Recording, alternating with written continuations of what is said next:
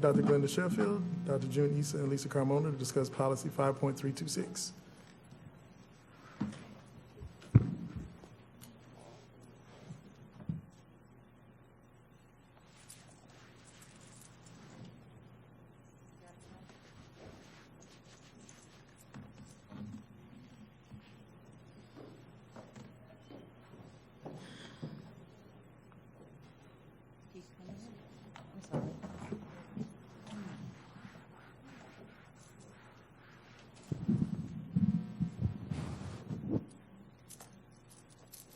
Good afternoon. Sorry.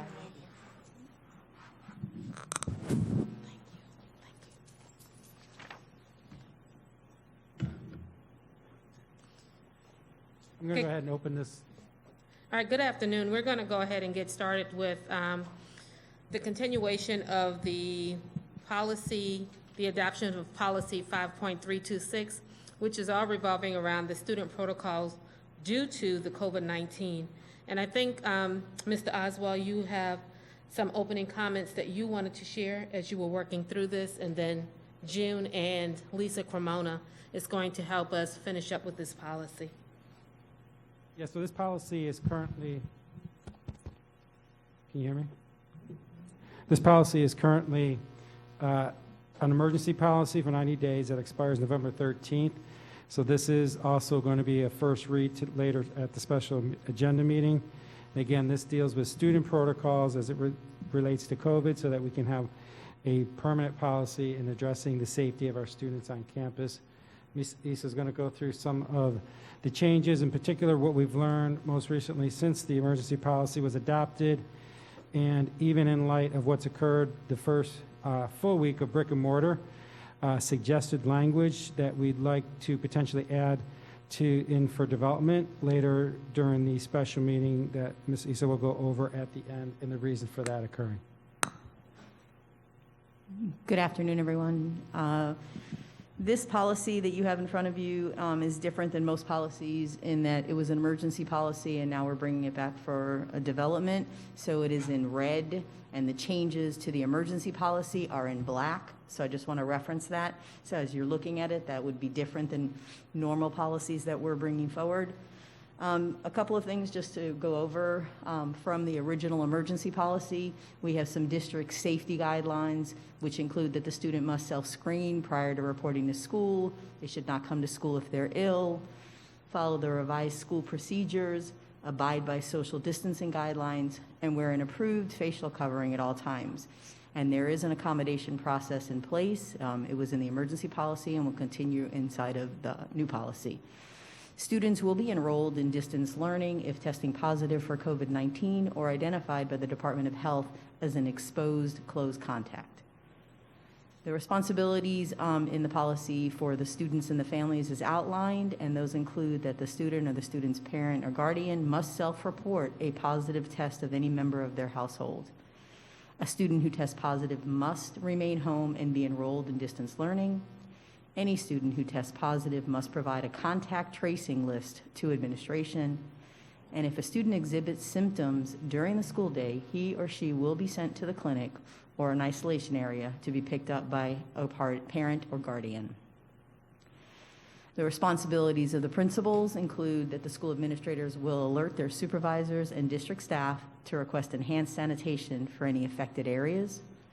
School administration will notify parents, guardians of students and staff members who have come in contact with a positive individual. And again, it is the responsibility of the principal to ensure that students are enrolled in distance learning once they have tested positive or have been potentially exposed to COVID-19. We do have language in there that will stay in there that talks about any student choosing not to adhere to the district's policy regarding the wearing of facial coverings or any other aspects of this policy will have consequences as we have outlined in the Student Code of Conduct and may be assigned to distance learning. The next slide is the language that we have, not the specific language, but the types of Department of Health recommendations, as well as staff recommendations and school center, what we have learned since brick and mortar has been open. So the suggested changes are to add the CDC website and guidance in the section for exemptions or modifications of wearing facial coverings. We will do that as an attachment. We are requesting that we delete the language regarding the wearing of any facial covering during school-related activities, and that we revise the language on when and how long students must self-isolate when testing positive for COVID-19 or exposure to COVID-19 based on healthcare experts and CDC guidance. The next slide is not in the policy that you are looking at right now, and we would like to read it in. The way that the calendar worked for the emergency policy and this policy, we unfortunately, time frame wise, had to post the revisions to the policy prior to us actually returning back to brick and mortar. We have learned numerous things with the policy language, and a recommendation was made yesterday that we include language that says any other students attending face-to-face instruction in any district-operated school that reside in the same home as the student exhibiting COVID-19 symptoms will be sent home with the parent, guardian, and assigned to distance learning. We did not have language that addressed that. We have had some situations arise, and we drafted that language. So again, you do not see it in the policy in front of you, but we are requesting that you all at the next meeting read it into the policy so it can be added if you agree to it. These are the references that were used for the policies, and that concludes my presentation. Mr. Shaw and then Ms. Brill. Thank you. I have two questions. One of them is related to the discipline issue of students who don't comply. We've gotten some recent emails from parents who say, my child's not going to wear a mask, and don't even ask them because we're not going to allow it. How are we handling them? And the second one is, I do not agree with us setting a November expiration date on this policy. I think that this policy should continue at least through the year, because we have no idea what the next several months are, and I just don't think the board should be in a position to come back and have to renew a policy that we could go ahead and make that change as we go into final adoption. If I can clarify, this policy would not go in effect until November. The emergency policy expires in November, so that's why I'm on a tight timeline to bring this policy forward, so it would not be an emergency policy, with the hopes that you will adopt the new policy in November. The emergency expires. And Mr. Shaw, as for the non-wearing of masks, I have very few instances where we have had to handle that situation on campuses to date. So I know you're receiving emails, but to date, right now, I have very little. Ms. Brill, then Mrs. Andrews. Thank you. And And I Mrs. just have, Whitfield. I'm sorry. I just have a question because I'm just not clear on how we handle this. When you have a student who tests positive for COVID, let's say hypothetically a student in an elementary school class, so they're with the same classmates, for the whole day. What happens to the other students in the class and the teacher if the student is sent home and tests positive? Do those students, are we expecting those students to still come back? Are we having that class be virtual and distance? So, what do we do in that instance? So I'll take that question. So in that instance, when the school administrator is made aware of a case that is positive, whether it's through the parent or Department of Health, if it's through the parent themselves, they tell the nurse immediately calls the Department of Health. The Department of Health then contacts their contact tracers, who works with the school administrator on a contact tracing list, and that's when they get the seating charts. They examine how far apart, for example, they've sat in a classroom. So right now, just about all of our classrooms are 6 feet or more apart. So in that situation, no one would have to be quarantined in that particular class. Once that contact tracing is finished, they also look at the cafeteria and other locations that the student has been in. And after the contact tracing has been completed, the school community is alerted with an announcement that there was a positive case, and anybody that had to be quarantined would have been notified through the Department of Health themselves. They will receive the letter to self-quarantine and for the days listed at 14 days. And then for that particular classroom, in abundance of caution, we are also sending a notification that someone tested positive in the classroom, but you did not have to be quarantined. So as a follow-up question, so we've had, like in a pre-K class and in kindergarten, right, some positives. You know, in kindergarten, the teacher's going to go over to the student and help them. They're not really going to be 6 feet the whole time. You know, in those instances, if a teacher wants to, you know, remain quarantined if, for whatever reason, if they have someone at home or, you know, I'm just a little concerned because in the young grades, it's, you know, it's fine to say the desks are 6 feet apart. But if the kids, you know, like in some of the schools, they are going to the cafeteria. They line up and walk to the cafeteria. I see the principals, when I visited schools, correcting the students and saying, no, you have to be, you know, follow the prints on the floor. But, you know, they are going to be getting closer. So, I just think you're going to have to look at some flexibility later on, and as we experience more and more of this, because I can see us needing, you know, an abundance of caution, saying, okay, you know, if you've been in this classroom with this young student the whole day, you know, then you should have the ability to or you should quarantine. So I'm just putting that out there as a recommendation. Yeah, and part of that is the questioning that's coming from the Department of Health, but we'll bring that up with them as well, especially at the younger grades. I totally understand your point. Mrs. Andrews and then Mrs. Whitfield. Thank you. And when I read this, and I've said it over and over, students must self-screen prior to reporting to school. And you know you have so many asymptomatic children out there, and we don't even have thermometers in our schools, only for visitors. And I've been doing some checking on that. So I think this is not good because a lot of kids are coming to school ill. And this is what we say here in Palm Beach County. We're not going to have thermometers there to check our children, maybe one in the clinic or one with the principal's office. We need to do better than that here in Palm Beach County.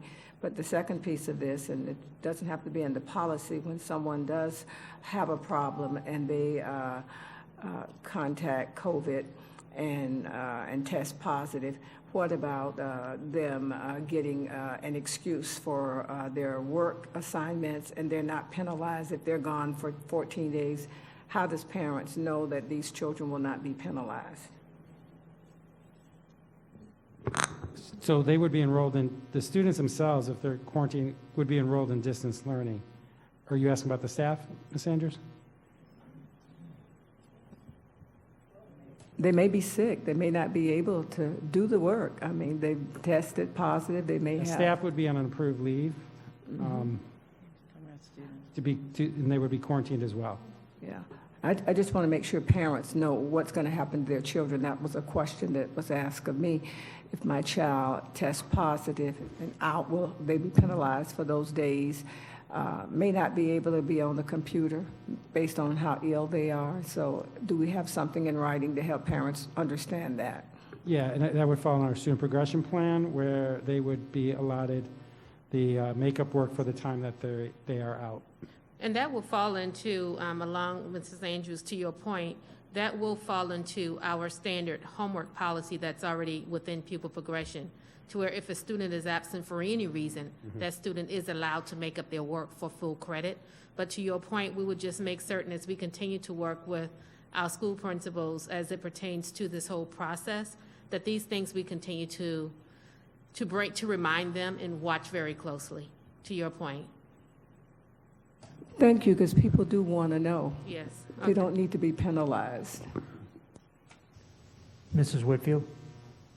Thank you. I'm confused about the last slide that Ms. Issa put up about a student who is in a house with somebody who's experiencing COVID symptoms. I don't understand how we would police that, and I don't understand how that student comes back. Is it the same? Do they have the same rules where they have to be 10 days without symptoms, or please explain that. So we have students who go down to the clinic and have symptoms, and the nurse determines that that child should be tested for COVID. We are asking that siblings in our schools be also included in going home with the child who has the symptoms. So the parent must pick up all of the siblings that live in that household. And yes, they would have to follow the same quarantining days. If the child tested positive, the 10 days, if they've been exposed to it, 14 days, but yes, it would follow that. We're asking about the siblings living in the same household as someone who is showing symptoms.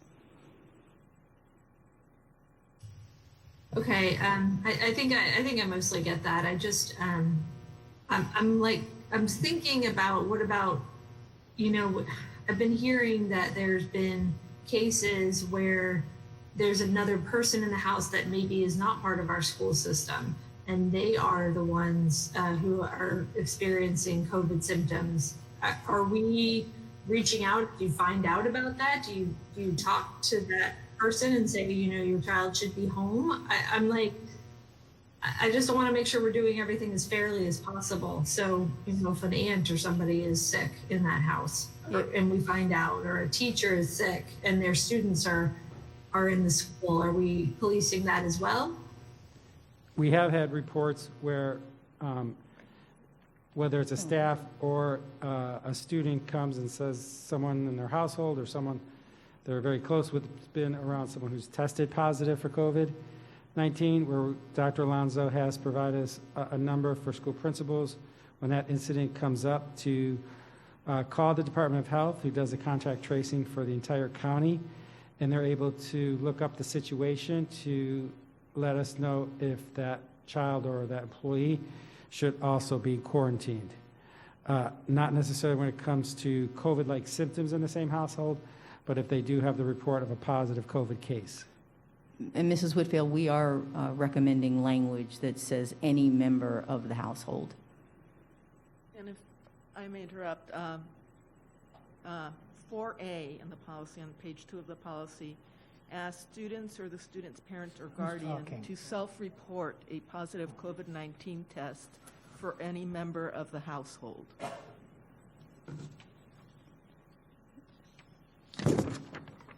Mrs. She's Whitfield, reading 4A, student or student's parent guardian must self-report a positive COVID-19 for any member of the household to a school administrator no later than the following school day.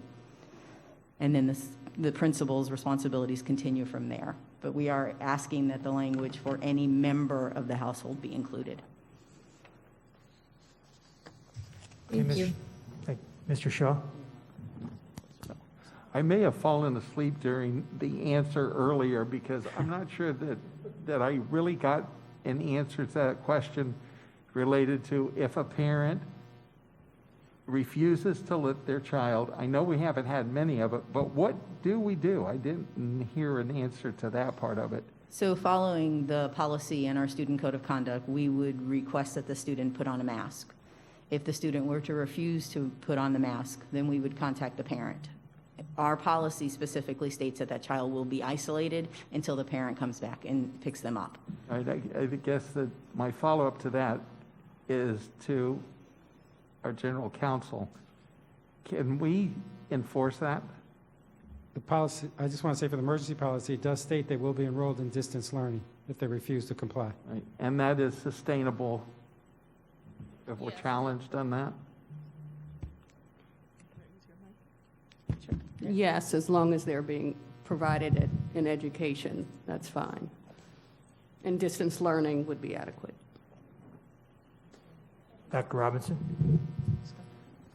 Thank you. So before I get into the other stuff, let me just say, and this is not really policy, but can we please work to educate students about COVID-19?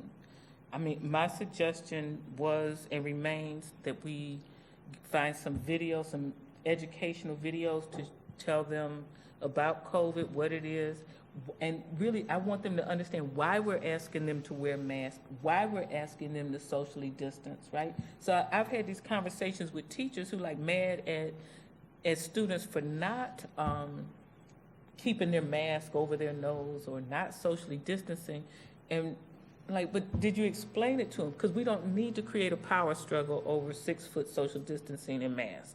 We need to educate and then expect them to keep themselves safe, right? So I just need to throw that in. Because I'm not yet aware that we've done any systematic education around this virus to our students. So let's talk about this this mask thing, the layers of the mask. So I guess we just need to go on and put it out there. What happened with the mask? As I understand, we ordered 3-layer mask and we got 2-layer masks, but there was some kind of newfangled materials. So yes, I can speak to that. We ordered a 3-ply cotton mask from Hanes, and between the time we ordered them and when they placed our order, they switched to a 2nd-generation mask. They went from, rather than 3-ply cotton, they went to a 2-ply poly cotton blend, 60-40 blend. They contend that the blending of the fibers actually improved the BFE, which is the bacterial filtration efficiency, not to be confused with the BFF, which is, of course, me. But anyway, and also the CDC went to 2 or more plies. So we're hearing that this is part of like a 2nd generation of mask where they feel like this binding of the 2 fibers, the 2 different cloths, I guess, actually can be more effective. It's less weight, and it's more, the breathability improves. So these were the ones that we bought for our smaller kids, the primary grades, K through 2. And yeah, it kind of alarmed people when they saw 2-ply. And we dug in and did a little more research, and we had already received them, and we didn't want to start over, so we've deployed those to the kids. So I appreciate that, Mr. Burke, and I appreciate you telling me up front so I wouldn't lose my mind about it. But I haven't yet found any research that convinces me that this polycotton blend is better. I know, and I was just trying to scan through all the studies and documents that I have saved, and most of them, when they talk about the layers of the mask, they say 3-layer cotton, right? And so I don't have enough information to disagree with you. You told me that they provided you with some literature that reportedly showed that so maybe if you share that with me so I can just, try to be consistent, that'd be fine. And just to be out of order, the way that, to me, there's a distinction between our students and visitors. And because the masks that I see in Walmart and all these other guys are cotton, so I'm just stuck there, and I'm stuck on safety. And let me also say, I think I've heard it 3 times, the phrase "an abundance of caution." Thank you so much for that, because that's how we need to be operating, and I'm glad that people are embracing that. Thank you. Mrs. Andrews and Ms. Brill.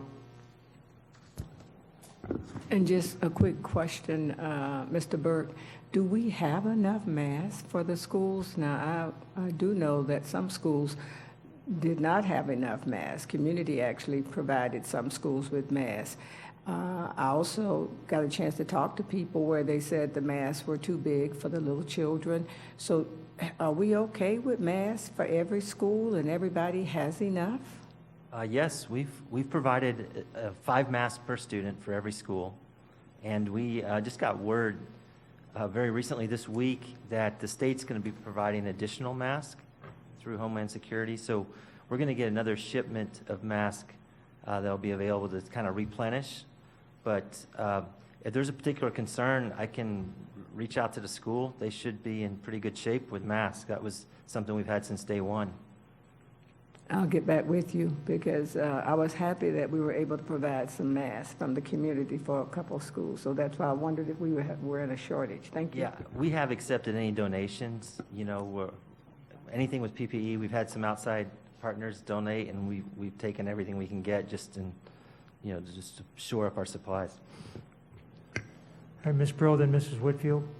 So I could modify when I make my recommendation just something to think about, saying that, and this would be for students and for visitors, but that all face coverings should preferably be made of at least 3 layers, but no less than 2 layers, so that we prefer the 3 layers, but still allowing for that. Same thing with the student policy, so that there's some flexibility in there, rather than mandating it to be 3 layers. I think that we just need to make a statement that that's what we prefer, but that it has to be no less than 2. So I'm putting that out there for thought now, so that you can contemplate that before we get to the policies. Thank you, Ms. Brill. Mrs. Whitfield? Thank you. I just, I agree with Mrs. Brill on this. I feel like we are a rulemaking body, and I don't want us to create rules that we don't intend anyone to follow, because I have to tell you that when it comes down from us, the nuance is not there. We are sending down rules that we expect to be followed. Sorry, I have a baby. But I really think we have to decide that we would like the rules to be the rule in whatever way we set it. Thank you. Okay. Any other comments? Thank you, Ms. Whitfield. I guess she's feeling better. That's good. Yeah, except for the little bit of crying. She's doing pretty good.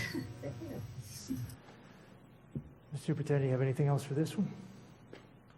No, if the board is finished with their questions, that'll end our workshops for the evening. All right, if we have nothing else, we'll take a motion to adjourn this. Motion by Ms. Brill, second by Vice Chairman Shaw. Any discussion? All in favor? Opposed? Motion carries 7-0. The board clerk would like us to take